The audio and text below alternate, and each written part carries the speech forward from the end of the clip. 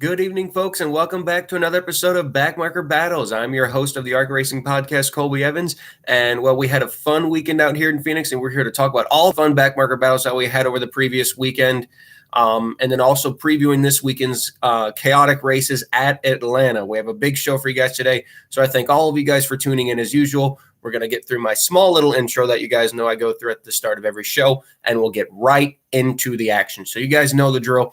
Follow me on social media at Start and Park Car on Twitter. Like and subscribe to the channel. We're over 1,000 subs now. Super chats are open. If you guys want to send a super chat, more than welcome to. You don't have to, but if you want to, more than welcome to. Turn on that bell for all notifications so you guys never miss a podcast for when we go live. And of course, check out theracingexperts.com for all NASCAR media content.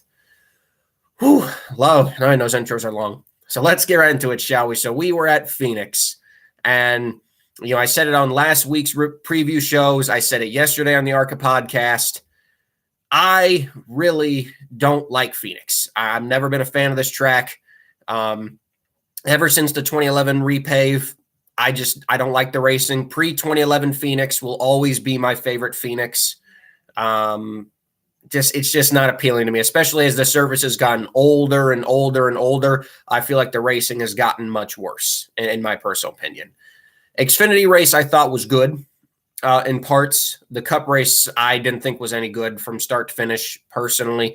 The new package helped a little bit, but nothing really spectacular in my opinion. And, the back markers, again, we didn't really see much out of them. We personally did not see a lot of them. Running as high as they normally do. We did have some, maybe a quite embarrassing moment in qualifying. We'll get to that too. But overall, just not the best racing, in my opinion. And a lot of the back markers it kind of showed that they struggled as well. So getting right into it here with the Xfinity race at Phoenix, we had 39 cars here for 38 spots. Obviously, one of the big things about the entry list was the 99 of BJ McLeod Motorsports withdrawing. We do know what happens there with Garrett Smithley. The 99 team was apparently all let go. Garrett Smithley was moved over to the 91 for this race. And as we know, he will be piloting the number 4 for JD Motorsports. Yes, he has taken over for Bailey Currey.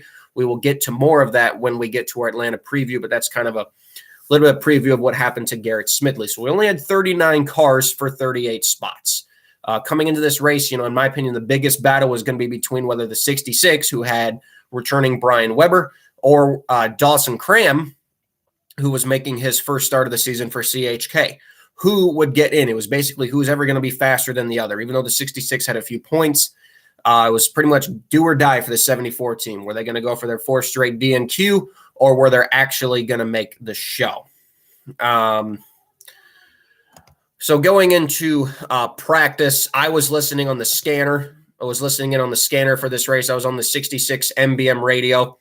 Now, I'm not going to take you guys through the whole story. If you guys want to listen to the whole story about what happened to the 66 with Brian Weber and Timmy Hill and Carl Long responding to all the fan backlash, I did a whole live stream on that couple days ago, if you guys want to go check out that video. But the small portion of it is basically the 66 Brian Weber, just not enough track time. Not enough track time for the 66 car. Was all over the place, ran into the 16 car, ran into the 20 car. Carl said on the radio, he ain't getting it done. Let's get Timmy in. They were able to make the driver change. Timmy got out on track just in time for a couple laps. Needless to say, though, at the same time, the 74 was showing arguably the best speed that they had shown all year. Practicing inside the top 30 and would back that up in qualifying, even though they tried to get Timmy Hill into the car for qualifying. Timmy right into turn 1 on his first lap, unfortunately, just kind of blew the lap. And I just chalked that up to wasn't the right setup for him, didn't have enough track time, and was the second slowest car in qualifying. Whereas the 74, they did crack the top 33 and did make their first start of 2023, which was very vital for that organization. Also looking at the qualifying results, again, it was just some of the back markers that did well. Obviously Josh Williams, he always does a good job at the short tracks. Ryan Ellis, 19th, Josh Williams, 20th, Kyle Sieg, 22nd, Leland Honeyman, who did good in the ARCA race previous night, 23rd. And you thought, man, this could be an opportunity race for some of these back markers to get some top 20 finishes, top 15 runs, top 25 ones, which we're used to seeing out of these back marker organizations. And, some of them lived up to that. A lot of them did struggle again, though, as usual, as we've seen this year.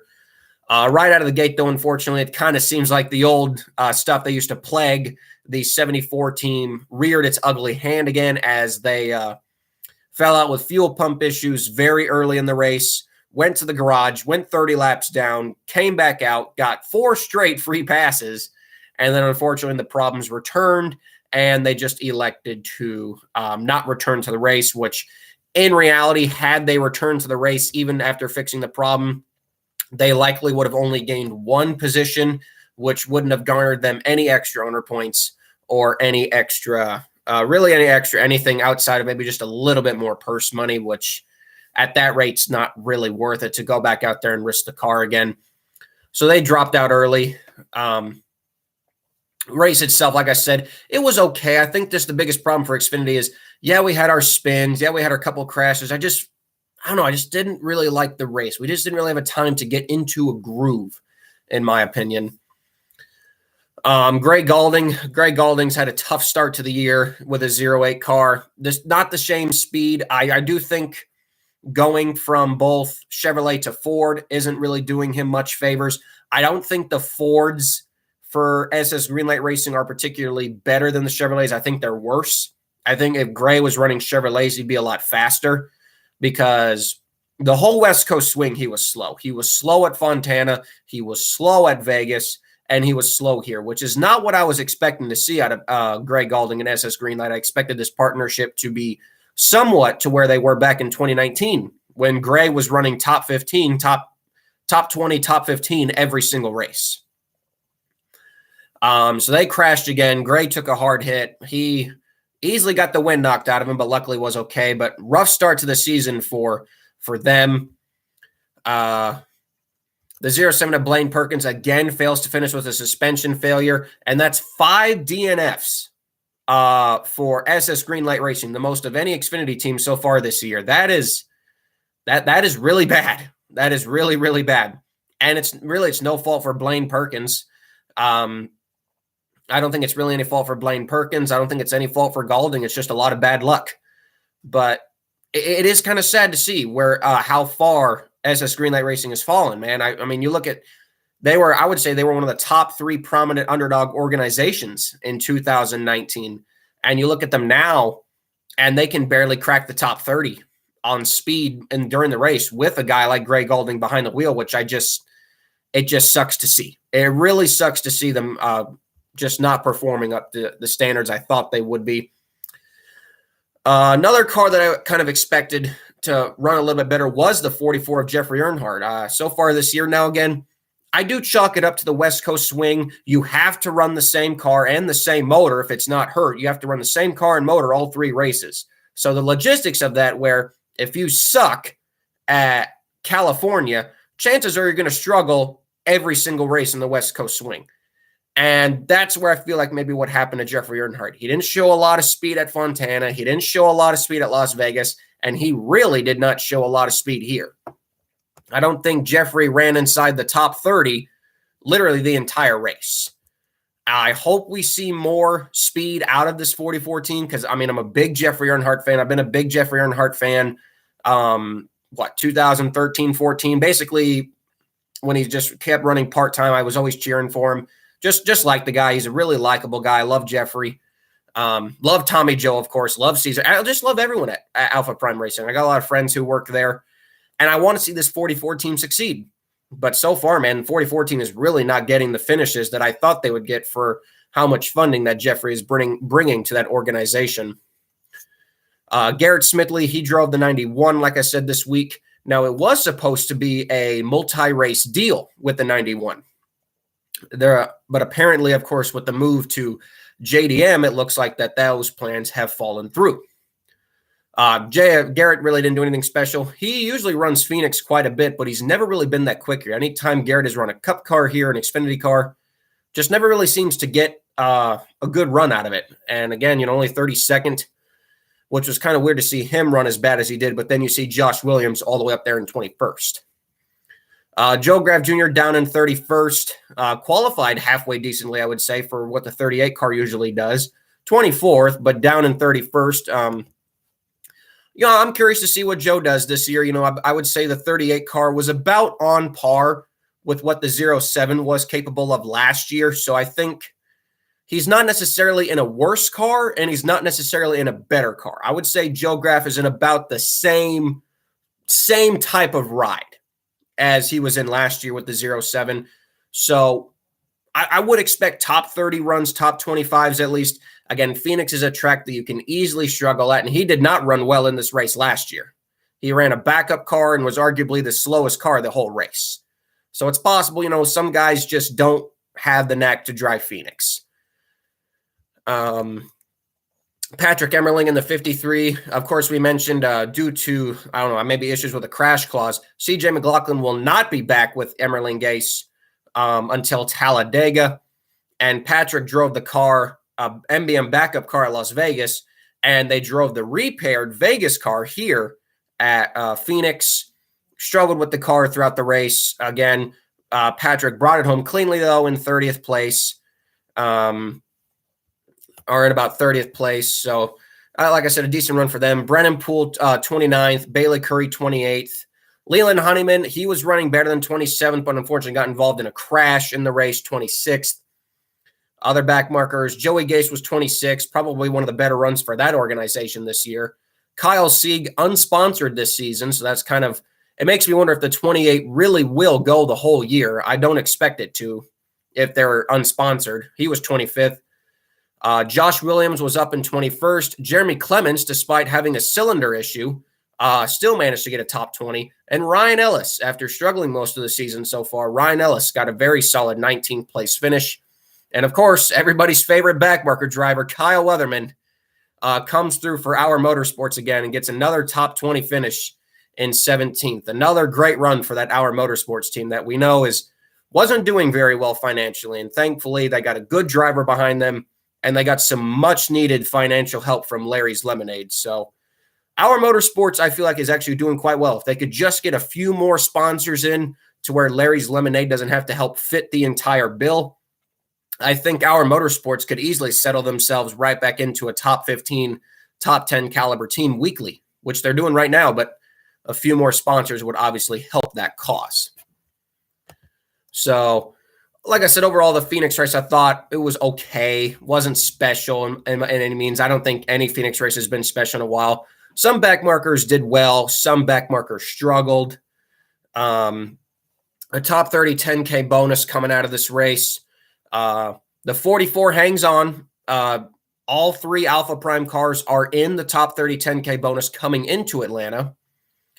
The 43 and the 44 managed to hold on to the last two positions.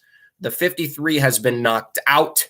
Both Emmerling Gase cars, both JDM cars, and both SS Greenlight cars are out of the top 30 10K bonus, along with the 74, the 66, and the 91. So some pretty prominent backmarker teams that are missing out on that extra $10,000 that the Xfinity Series gives these organizations. And obviously for Tommy Joe Martins and Alpha Prime Racing, I mean, that extra 30 grand goes a long way for that organization weekly. So you could easily say that's the goal for that organization, is keeping the 43, 44, and 45 inside that top 30 to be able to get that extra money to go obviously to the track weekly. So with that, we move on to the Cup race. And like I said, guys, I watched the whole thing. I did, but I admit, guys, I was bored. I did not really like this race. I don't think any package, no matter what NASCAR tries, is really going to help this track. I really just did not enjoy the race at all.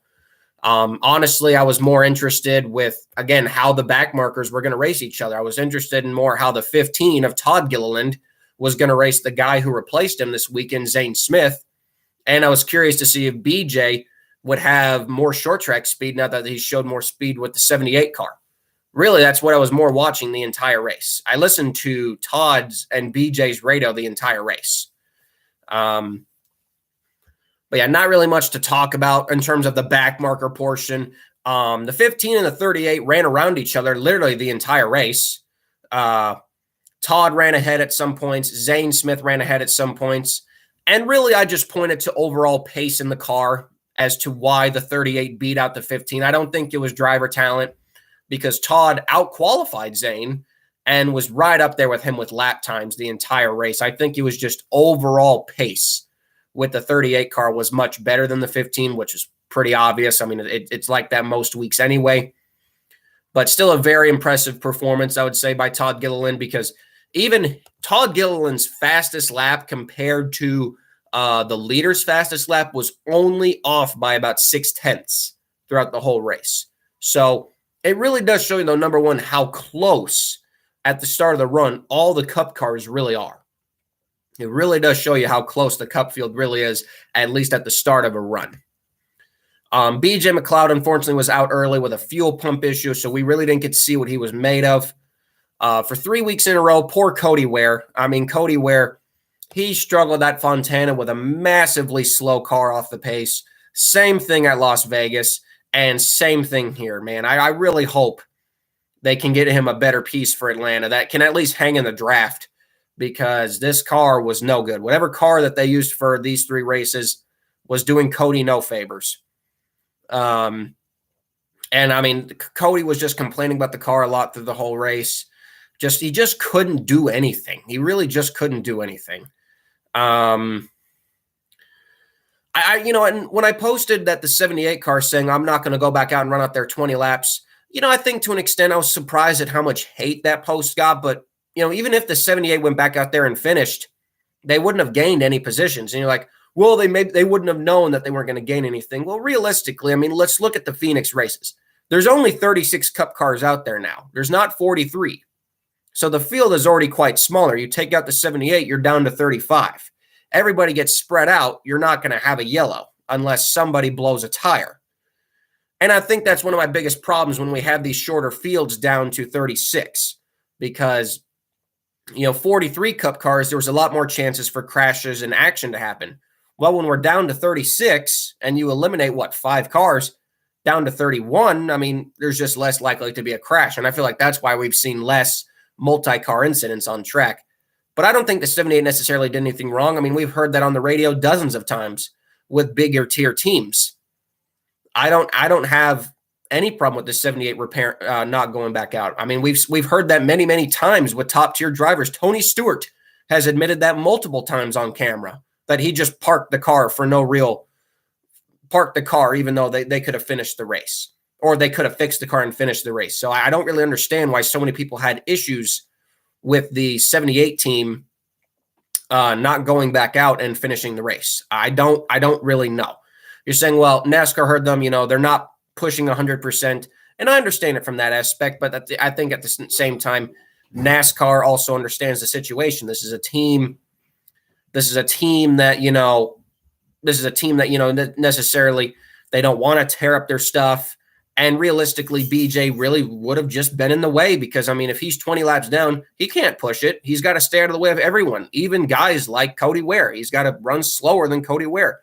And you don't want to do that for the rest of the race. So I really don't understand the argument of why the 78's a joke for not coming back out. I don't really understand that. Again, you're entitled to your own opinion, but I really don't understand that when BJ in reality was doing nothing wrong.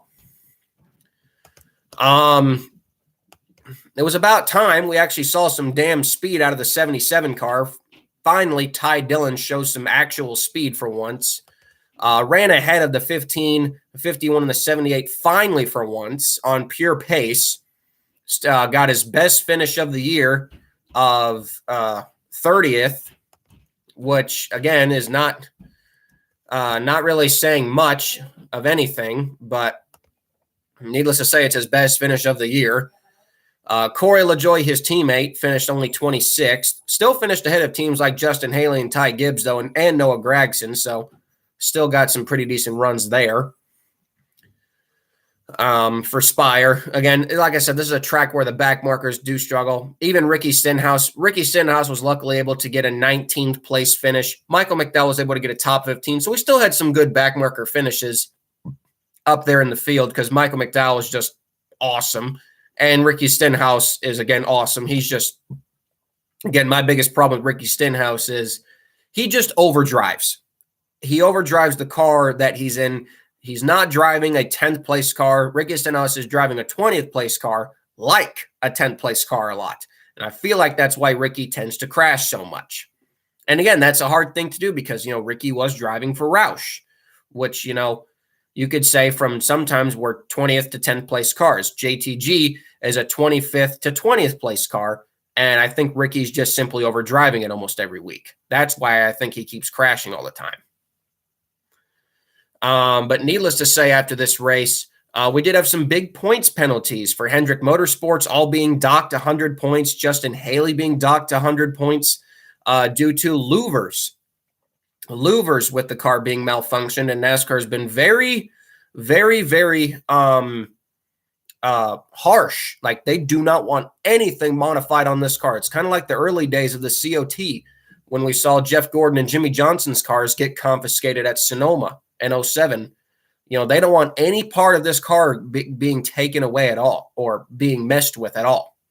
So, and, with the body parts that they malfunctioned last year for, the Front Row Motorsports and RFK, they're not lenient on these penalties. I mean, $100,000 per car, that's $400,000, the new record for the biggest fine in history. Another big fine for Colleague and the 31 organization, and everybody who watches this podcast, everybody in the chat and everyone, we now have more points than Justin Haley, and we haven't even started a cup race. So hold yourselves to that.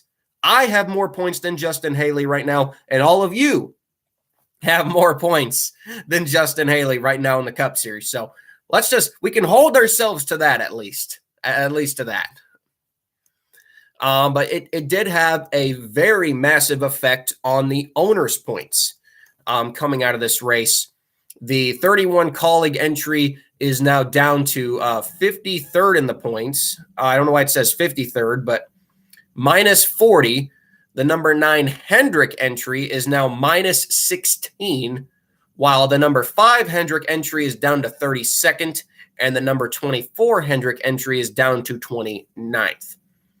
And I think they said that, does Byron's wins still count for the playoffs or not? I'm not sure about that.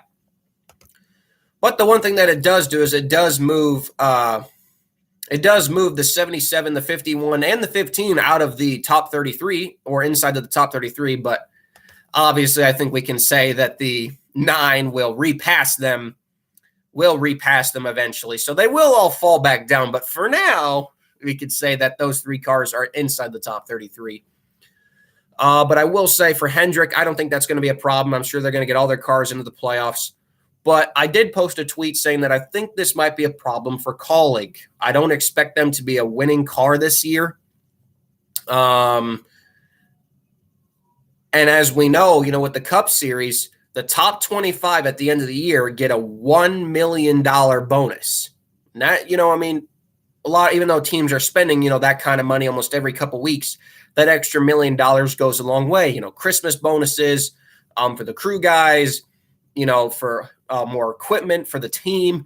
And last year, Colleague missed that with the 16 entry. The 16 car, I think, only finished 29th in points last year. And being minus 40 already this deep into the season, and right now 25th place,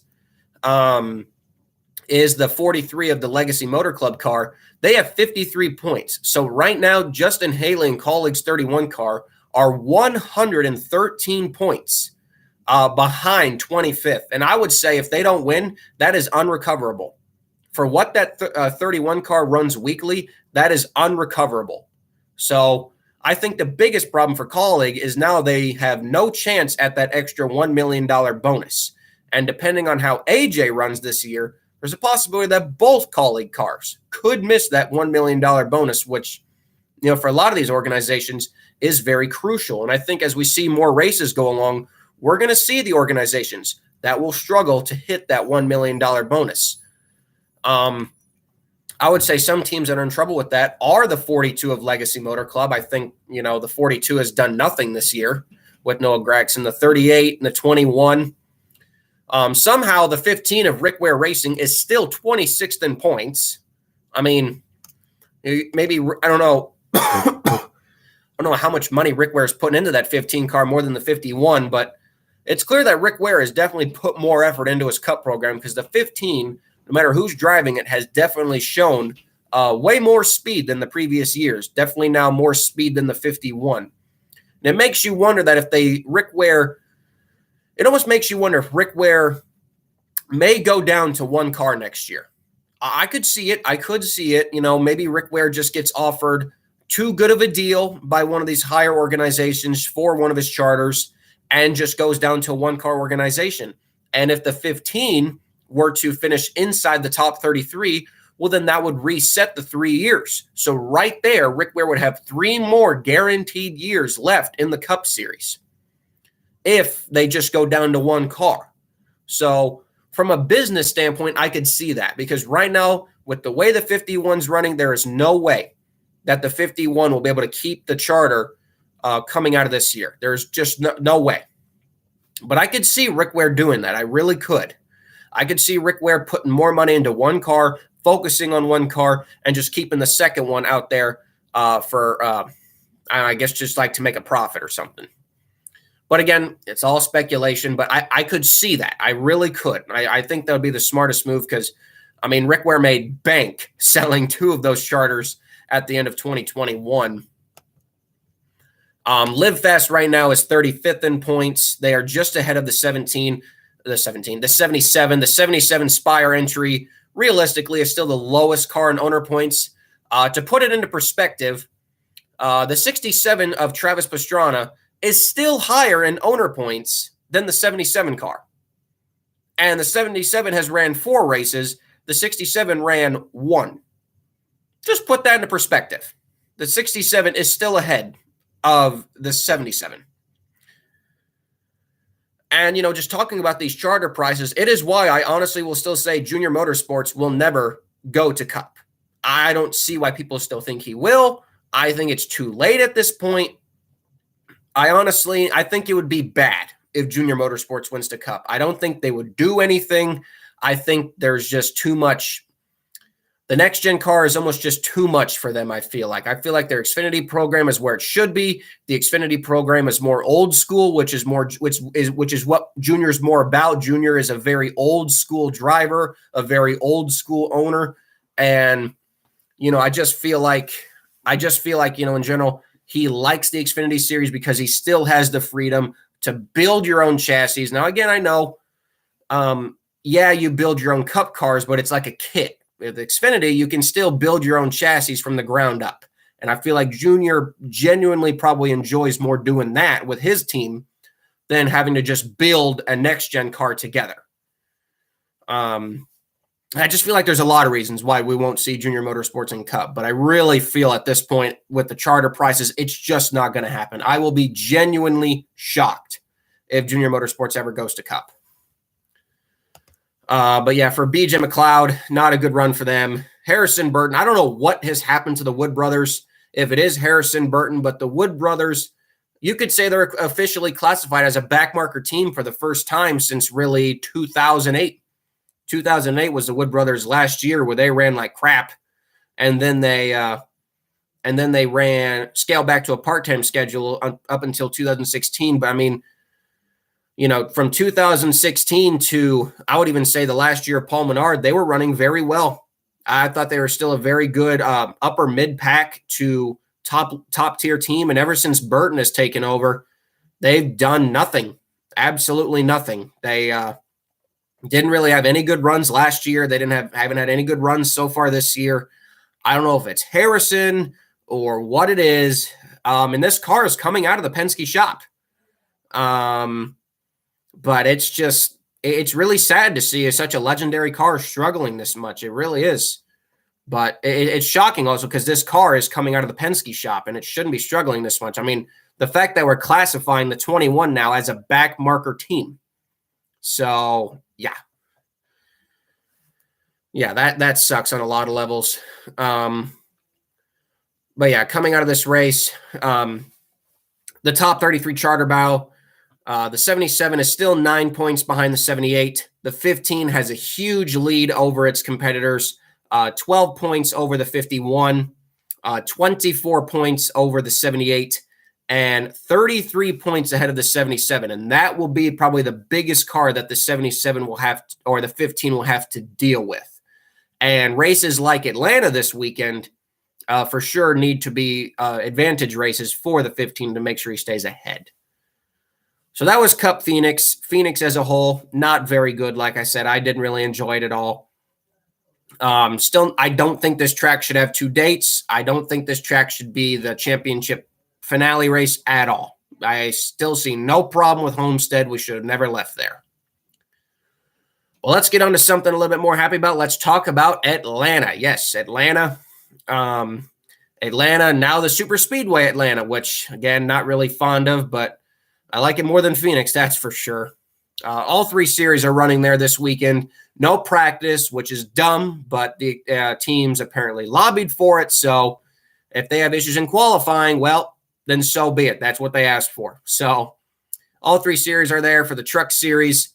For the truck series, they're returning 36 trucks for 36 spots. Note some absences on the entry list. Apparently,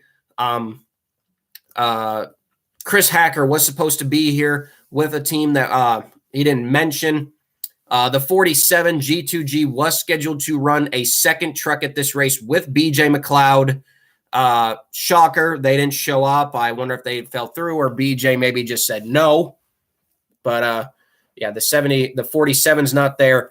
Just the 36 trucks. Some notable changes in the entry list. Lane Riggs will be in the 1. I think that is absolutely awesome to see a short track guy get a chance on a super speedway like this in elite equipment nonetheless. Mason Maggio will be in the 20 for Young's Motorsports. Josh Rayome returns to the 22. Again, that's kind of a combo effort with himself and AM Racing, as AM is more focusing on the Xfinity and ARCA programs. Josh Rayome's kind of looking after the 22. That's more of why we're seeing an absence with the 34 maybe as much.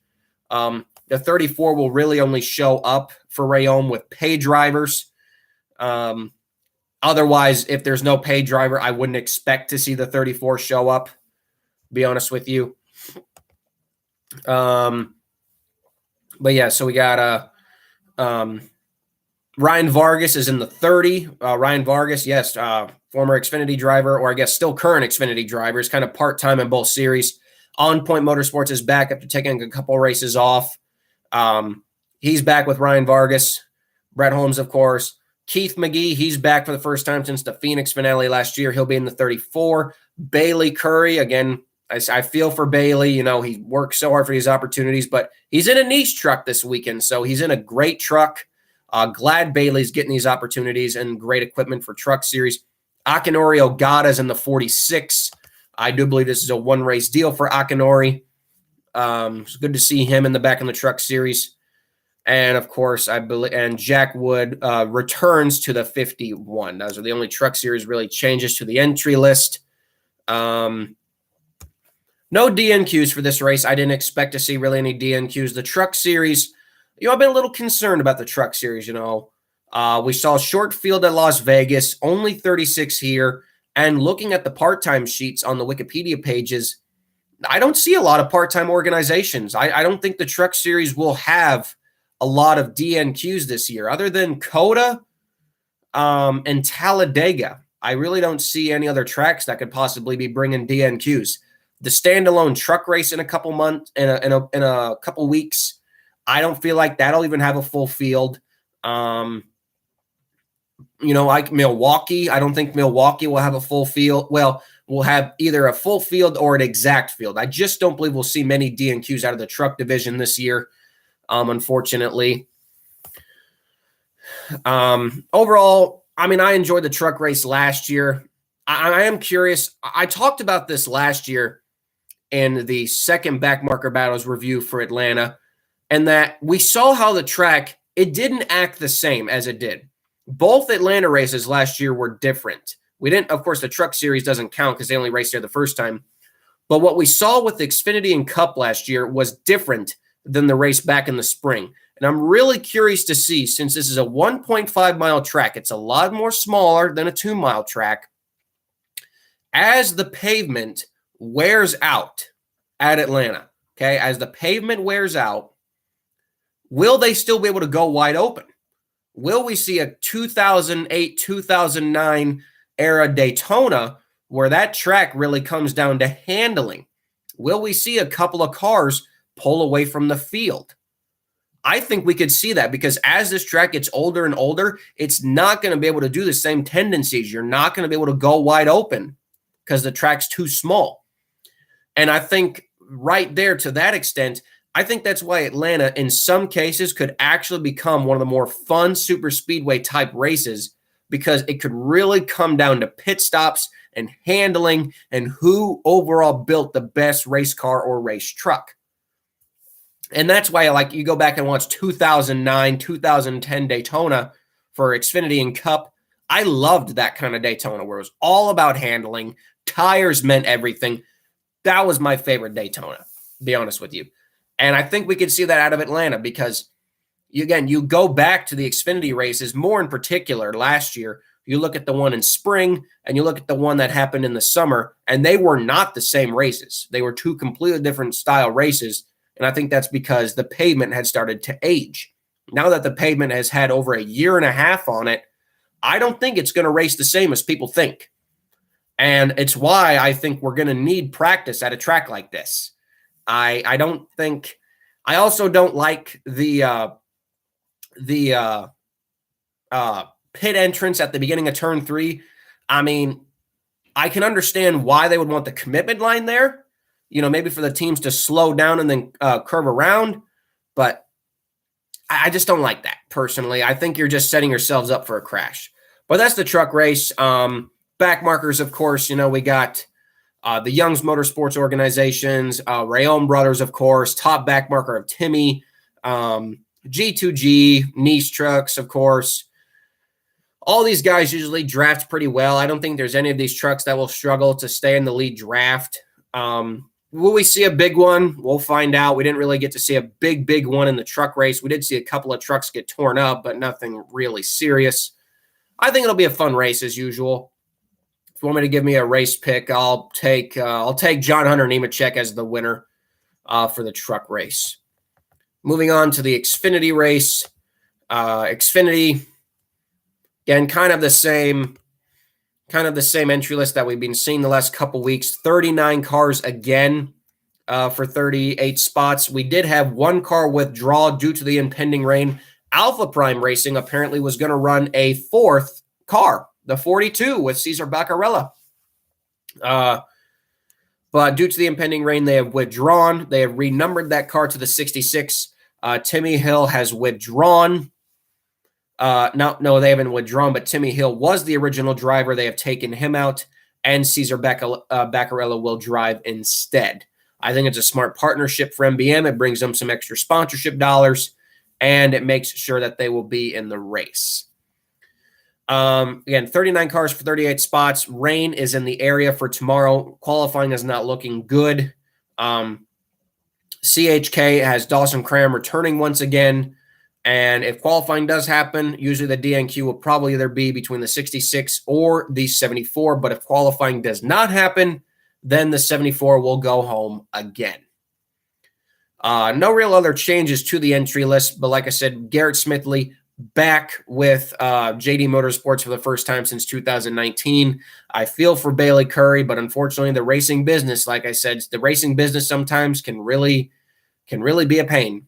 And it sucks for Bailey, who's worked so hard to get where he is and to see him taken out. But I like Garrett Smithley too. I'm curious to see what he can do back with Johnny Davis after being with them for so long. Patrick Emmerling has been switched over to the 35. Joey Gase has been switched over to the 53. Sage Karam returns to Alpha Prime Racing for the first time this year in the 45. Chad Chastain, not Ross Chastain, but his brother Chad Chastain will make his Xfinity Series debut in the 91. And those are really the only changes. And that's going to be kind of the interesting thing about the Xfinity Series this year is all these rides are pretty much set in stone. I don't think we're going to see a lot of changes this year at the Xfinity Series division, even in the backmarker categories. But if qualifying does happen, I think with the Alpha Prime partnership and a better motor, I think the 66 would have more than enough speed to make the show on time than the 74. I would hate to see the 74 go home again without really getting a chance to qualify, but we've seen that happen to them before. It happened to them last year, in fact. So I could unfortunately see the 74 going home once again. But, CHK, they'll be there every week. We know they will. Just sucks for them. But yeah, for that race, I'm really curious to see how that plays out for some of the back markers because, we have some pretty decent drafters. We know Greg Galding, he'll be up there. He's always a great plate racer. Brennan Poole, also a good plate racer. Kyle Weatherman, also a good plate racer. Sage Karam, he was running top 10 last year. Ryan Ellis, Jeffrey Earnhardt, Jeremy Clements, Joey Gase, Anthony Alfredo. They're all great plate racers. So I think, just like Daytona, this is the real chance for these backmarker organizations. This is one of those races where they can really get a great run. And I think it's really good to see. But, it also wouldn't pass me. We did see the 74 get some great speed. And you never know. If the 74 could just start building up some owner points, I think they could start making more races. But it all depends. They got to finish races as well. So it's just kind of weird to see Alpha Prime expanding to 4 cars, man. I love Tommy Joe. I just don't want them expanding to hurt their organization. That's all I don't want to happen because I was a little curious, man. Moving to 3 cars this early, is it the right call? But so far it's showing that it was a good move with how well funded they are. But yeah, that's the Xfinity race. Qualifying isn't likely to happen, but if it does, my pick for the DNQ will be the 74 once again. And as for the Cup Series, again, not many changes, hardly any changes to the entry list once again. Todd Gilliland is back in the 38, of course, and J.J. Yaley returns to the 15, and that is pretty much it. Other than that, it's exactly the same. Like I said, this is the real opportunity races for the 15, real opportunity race for the 77 to gain some ground back. So if you're the 15 this weekend, the goal is definitely to beat the 77 again, of course. Curious to see if BJ's Super Speedway speed will hold up once again. We did see more speed with him at Daytona before they had some internal issues. So hopefully we'll see more speed out of BJ. And yeah, I'm just really curious to see how Atlanta acts this year. I think it's going to be a lot of fun. I think it's going to be a little different. And it's just going to be fun. It's going to be a lot of fun. So, but yeah, man, I tell you, we're not starting off the year with some of my favorite tracks, to be honest with you. The West Coast swing, I'm not really fond of. Atlanta, I'm not fond of a lot. And COTA, everyone loves COTA and everyone's looking forward to that race. But I'll be honest with you, COTA, I'm not looking forward to all that much in a lot of ways. Just not. But so yeah, that's pretty much it for our Backmarker Battles review. Like I said, Phoenix was okay. Atlanta's going to be just such a wild card this weekend, and I'm looking forward to it. Hopefully we can see, who knows, maybe we'll see a backmarker team pull off a miracle. You never know. So thank you guys again for tuning in tonight. I appreciate it. We've run live podcasts for 3 straight days now. Again, we're past 1,000 subs. So thank you guys again for your continued support. Can't thank you guys enough because you're the best. You guys make all this possible. And yeah, we'll catch you all next week with the ARCA Racing Podcast with our East preview for 5 Flags. And of course, on Thursday, we'll be back here again for our Backmarker Battles review of Atlanta and our preview of COTA. So till next week, guys, I hope you enjoy the qualifying clips I've uploaded weekly, and hopefully we'll get some extra content videos out to you guys sooner rather than later. So enjoy your Thursday night, guys. Enjoy your weekend, and we'll catch y'all real soon. Colby Evans signing off. So long, guys.